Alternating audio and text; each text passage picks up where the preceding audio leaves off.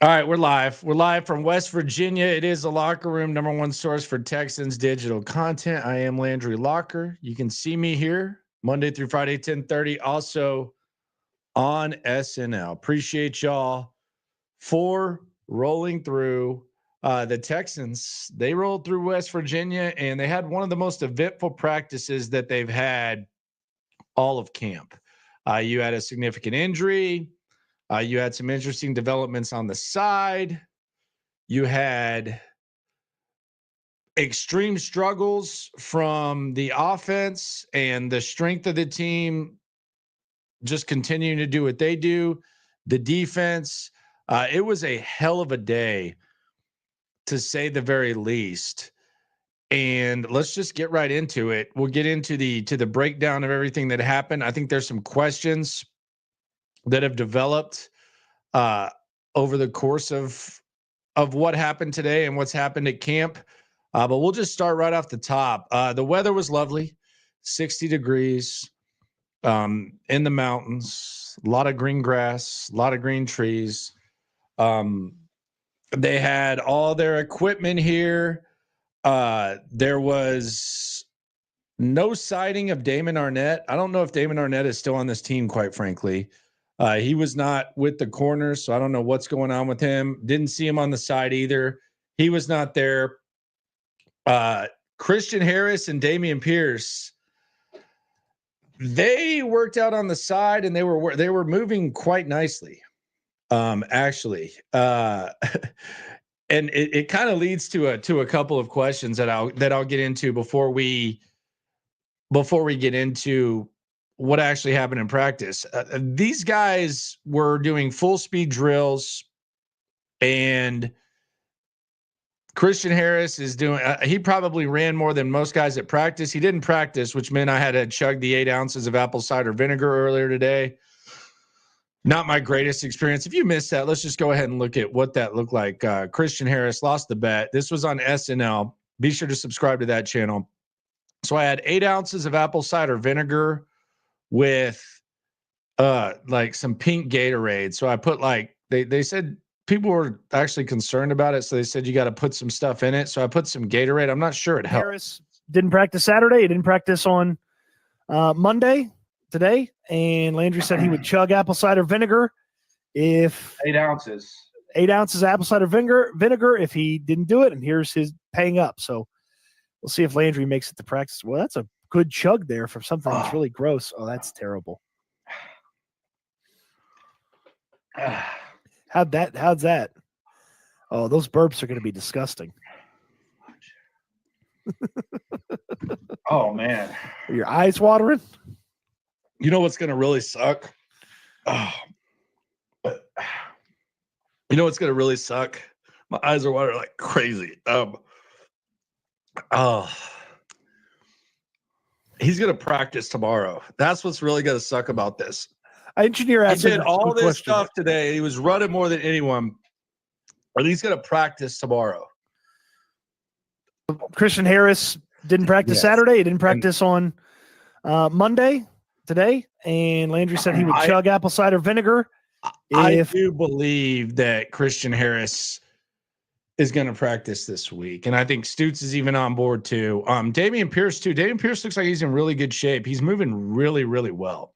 Probably better than I've seen Dameon Pierce move. And maybe it's because I've had to watch Nick Chubb this camp. But Dameon Pierce and Christian Harris both are moving really, really well. And I got to think they're gonna be out there sooner rather than later. Tomorrow would be hilarious, just given all the circumstances. But I do think we see those two guys. And the question I have 2 questions, one about each. Question 1 is, what will Pierce look like amongst this running back group? And how to really, like, a follow-up on it is, how does it impact roster management? How does it impact the way in which who they decide to keep? Like, if Mixon and Pierce and Chubb and Agumbawale and Woody Marks and all these other guys are healthy, like, what does it mean? I think it means you might move on from Nick Chubb. I mean, like, because I think Dameon Pierce, with what they're doing right now, I think he might be a better option than Nick Chubb. Now you also have the durability questions with Dameon Pierce, which I think are fair, but I really want to see what he looks like, and physically he looks better than he ever has. So that's question number one. Question number two, or comment number two, is that Christian Harris looks really fast. Like Christian Harris looks as athletic as he always has. How long does that last? I really think there was just a disservice done to him by not just talking about how serious the injury was last year. Like, it's almost like he's looked at as like someone who just can't deal with nagging injuries, and that's not necessarily the case. But he's moving full speed and he's out there, and I wonder what that looks like. So that's more of a statement than a question, but I do wonder what happens with those guys when they come back, which appears to be relatively soon, not soon enough for my stomach. So then we went through walkthrough. I brought this up on SNL. They're going to move around Danielle Hunter on the inside with Will Anderson, I think. And we're going to see them like even on the same side with Rankins. Taylor's also looks like someone who could be a really good reserve for them, Darrell Taylor. I don't know when Derek Barnett comes back. I think that's interesting, but I think it's possible that Darrell Taylor is the third best D end on this squad ahead of him. So that's something to look out for. Then we had a little Indy, nothing crazy. Jalen Petrie was joined by Miles Bryant, Mollett, who had a really good day. And Matt Burke's actually with the linebackers. So he was working with the linebackers. Special teams kind of dominated by the Harris Pierce side work. I think people started taking notice of that, just how intense it was. Seemed like media was paying a lot of attention to that. And then we got to team. And this is where the defensive dominance started with on team. And it started out really actually kind of rough. Davis Mills, first play. Davis Mills was starting it out. You had Cam Robinson go down with a knee injury. Now the question is, how bad is it? We'll be keeping an eye on looking out for him tomorrow. I would be kind of surprised if he practiced. But is he out there? Is he moving around? What does it look like? Do we get some sort of diagnosis with Cam Robinson? I'm sure they have a pretty good idea in the building. We know they're really weird about it, but it will be asked and we'll figure it out. But the O-line got real weird after that. So initially when Robinson went down, you had Zach Thomas just come out and play left tackle. And it was the usual guys out there for the most part. You had Laken Tomlinson, then Patterson, then Ingram and Fisher. So it was actually kind of a weird offensive line. And then when they came back out for the second time with CJ Stroud, Titus Howard went to right tackle. Juice Scruggs was at right guard. Andrews was at center. Then you had Jalen Thomas and Ursery at left tackle. So they move Ursery over to left tackle and Titus Howard to right tackle, which makes you wonder, how little do they think of Blake Fisher?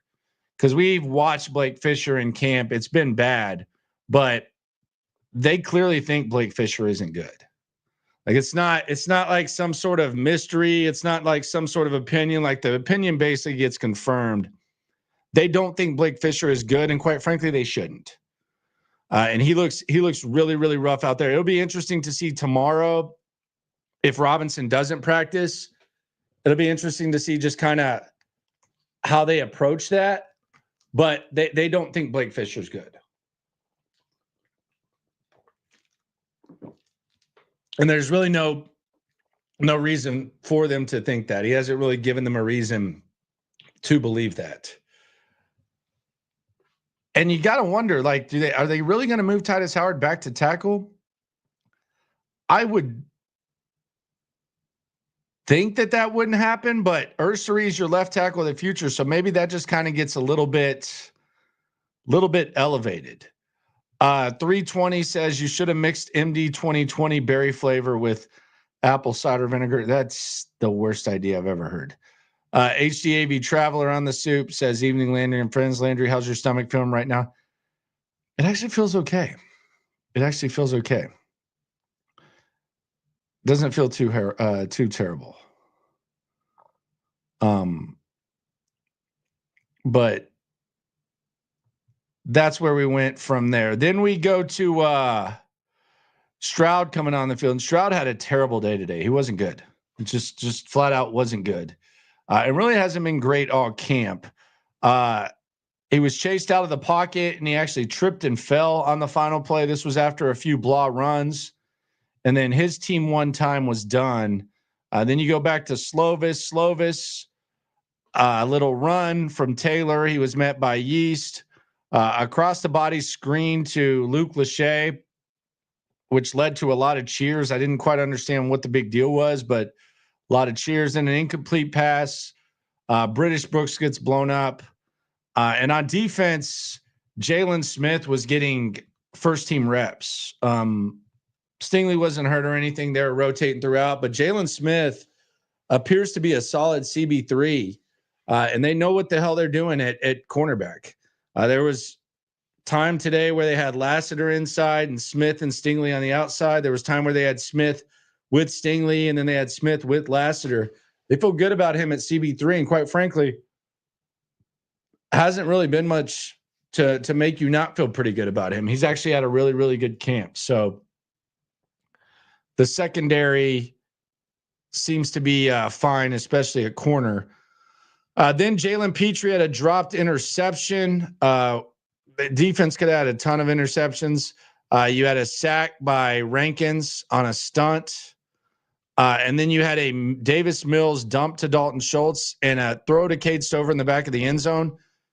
There was insistence that he was out of bounds. He said he was in. Can't really argue either way. I thought he was in initially, but Stutes thought he was out. So we have different scores on that. Then we go to team 2. Davis Mills, another sack by Taylor against Blake Fisher. The offensive line, you have Fisher at right tackle, Ursery, Thomas, Patterson, and Scruggs. Scruggs has done actually okay for himself the last few days. Then you had the cross body incomplete to Hutchinson, and then in comes CJ Stroud. And this is where you're kind of watching how's he going to respond. The offensive line, again, Thomas back in at left tackle, Laken Tomlinson, Andrews, Ingram, and Titus Howard. Nick Chubb blown up. Then you had Jalen Smith and Stingley outside and Lassiter inside, plus Petrie. So this was interesting where you had Lassiter on the inside with Jalen Smith out there. So you got maybe Jalen Smith allows Lassiter to play some inside, which is what we initially thought he was going to do, but he was there on that. Then Mertz comes in. Smith and Ross are at cornerback. Taylor with a run outside. Then a long pass to Daniel Jackson on the sidelines with Ross on him. Ross is not great in coverage. And that was the biggest play up to that point. Then CJ Stroud comes in. You had Nick Chubb for nada. Then you had a CJ Gardner-Johnson pick 6. And this was a pure pick 6. I mean, he jumped all over this, took it to the house, and he's already loud. It got even louder after that pick 6. CJ Gardner-Johnson and Dalton Schultz, by the way, he and Dalton Schultz kind of going at it in practice. Competitiveness, but a lot of crap talking, a lot of cussing, to say the least. Dalton was not pleased with, I guess, some of the extracurricular stuff that was going on with Gardner-Johnson and the defense, but the defense was beating their ass. So there's really not much they can really say about that. It's potentially a really special elite defense. Then Davis Mills comes in, just another cap to a period. You had a batted pass up the middle, near interception by Hansen. And then an Mario Edwards, TFL of Jawar Jordan one-handed, which I think Stutes kind of showcased on his channel. Then period 3, team period 3, Keon Slovis in.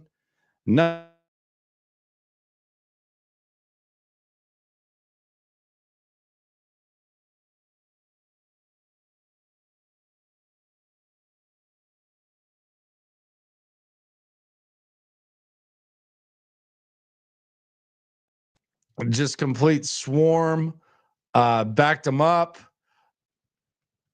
Then you had Cade Stover with a dump and a nice, just complete thump by CJ Gardner-Johnson. Textbook would have been a nice lick in a game. Then the snap gets past CJ Stroud, not good at all.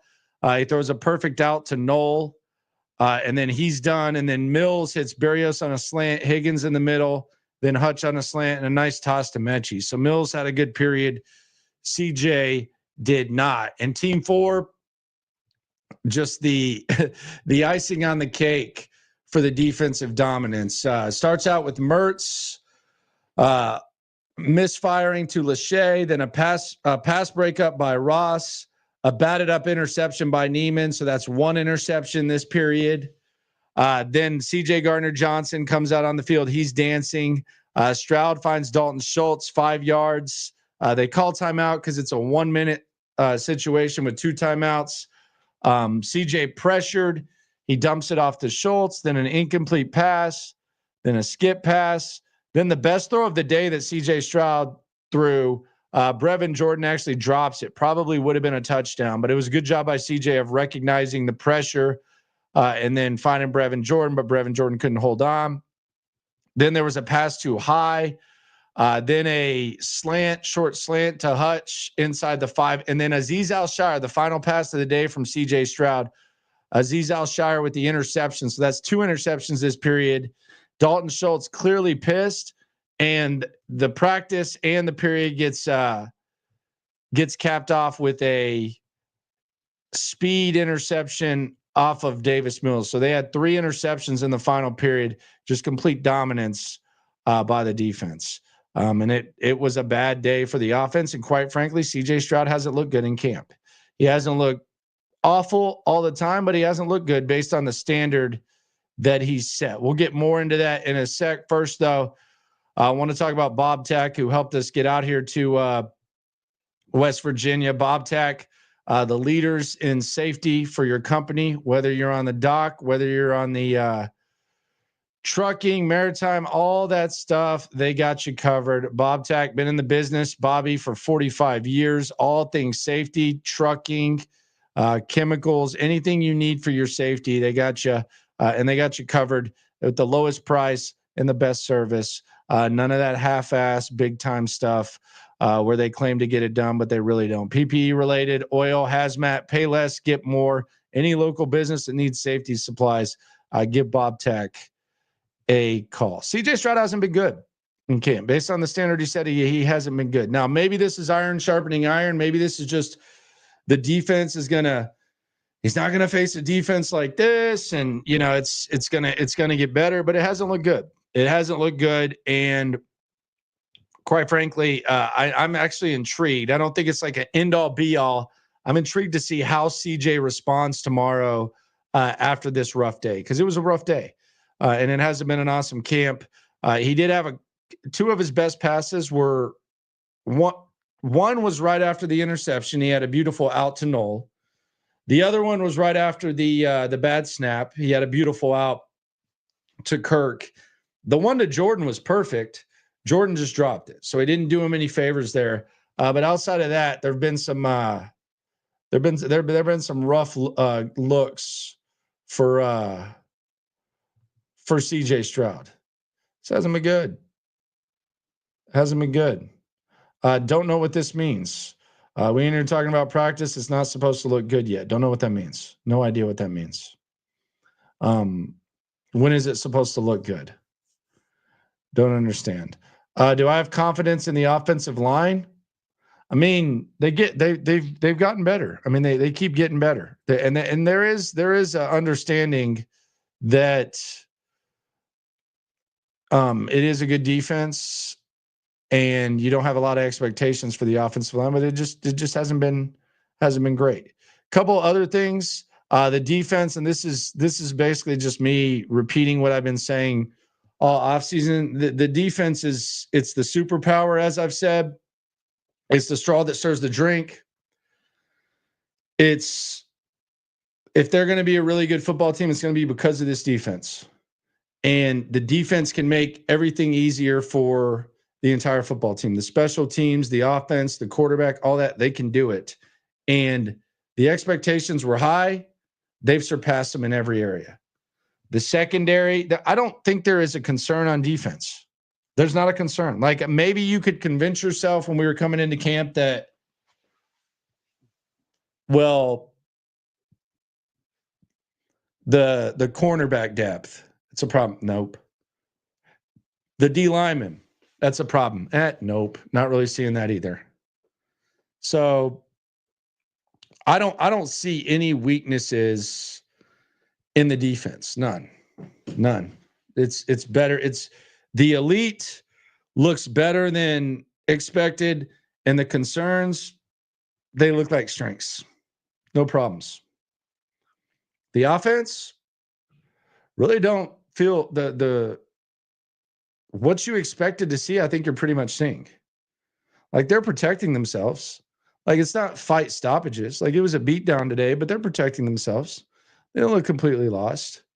They got dominated today, which is kind of what you expect from the defense a lot of time, but it's not just terrible. Like you do wonder what is it going to look like when they face another squad.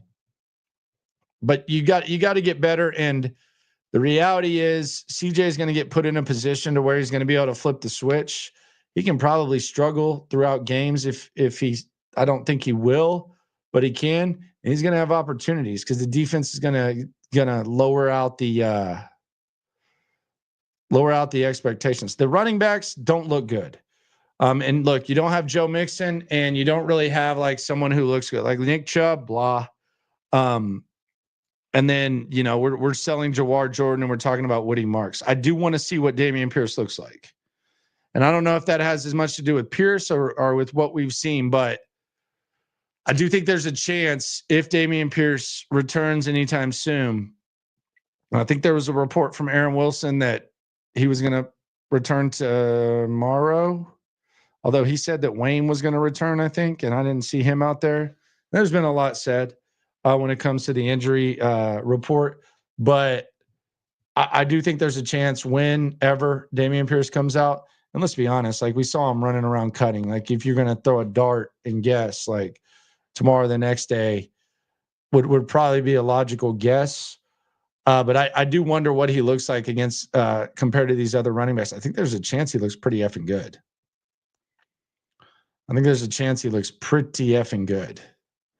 Is he practicing tomorrow? I don't know.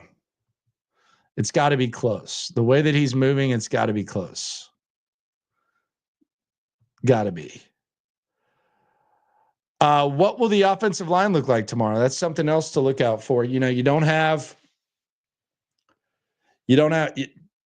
think you'll have Cam Robinson. What are they going to do? Because this is not like a adjustment in the moment. Like, what are they going to do? They're going to have a proactive plan. How are they going to attack it? What do the second teams look like? The shuffle on the offensive line without Cam Robinson, assuming that he isn't out there tomorrow, what will that look like? Does Titus Howard go back to tackle? I mean, we've seen that. It wasn't great. Does Titus Howard go back to tackle? That's more about Blake Fisher not being ready to go than anything else. I mean, you have a second-round pick who started games at right tackle last year, who has struggled in camp, who he might be their fifth best tackle right now.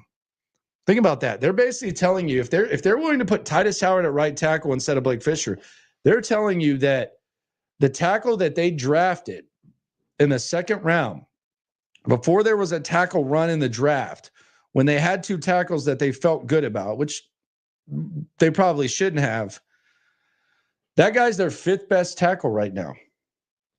Cam Robinson, Ursary, Titus Howard, Thomas, Blake Fisher, fifth best tackle in his second year in the league when you took him in the second round.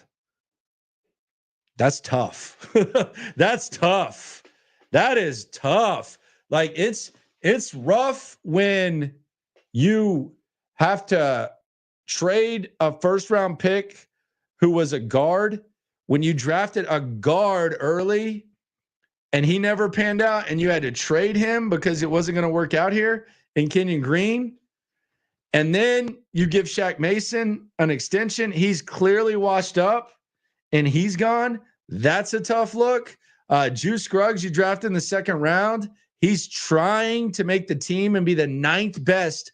Juice Scruggs right now is trying to be the 9th best offensive lineman on a team where offensive line is the biggest concern.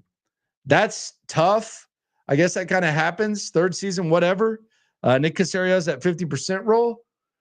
But a second-year tackle that you drafted before a tackle run in the draft that started games last year being your 5th best tackle is crazy. That is insane. And it's really unfortunate because I know we've been critical of Titus Howard, and I think it's been fair, but like this guy goes out there and gets ready to be a guard, does everything you ask him to do, and now he has to play right tackle because Blake Fisher can't play. That sucks. That's tough. That's tough all the way around. That's a rough look, man. I know stuff happens and there's some good things that they do, but that is tough. But that's how they feel. That's rough.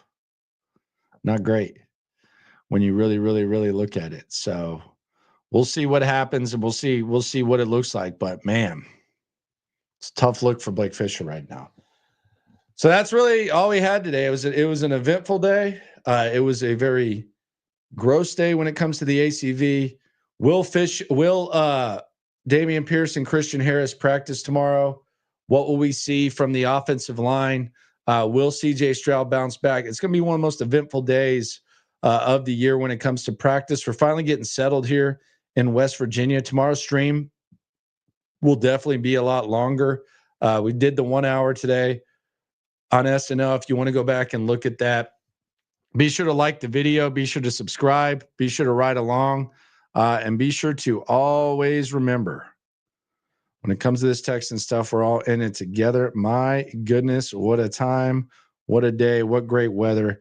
I can't wait to get back out there and provide you. By the way, if y'all missed the interview with Tim Settle, had the one-on-one with him, that's available on the channel in the video section. 5 minutes with Tim Settle. Some pretty good stuff from him as he approaches year 2 in D'Amico Ryan's system. Appreciate y'all. Subscribe, like, right along. Always remember, when it comes to this text and stuff, we're all in it together. Hell of a lot of stuff to get into. I'm going to get some sleep and we're going to be ready to roll. Peace out. Yeah. It's the Locker Room on YouTube. You know what it is. Let's get it. Hey, Locker Room. Yeah, we in the locker room. Texas talk, yeah, you know what we about to do. Localize, every angle's what we really do. We the source, we the pulse of the city too. Landlocked, got the game in the headlock. Localize every time, can't stop, won't stop. Yeah, we top 2 and we not 2. Plugged in daily digital on YouTube. We got taste for days.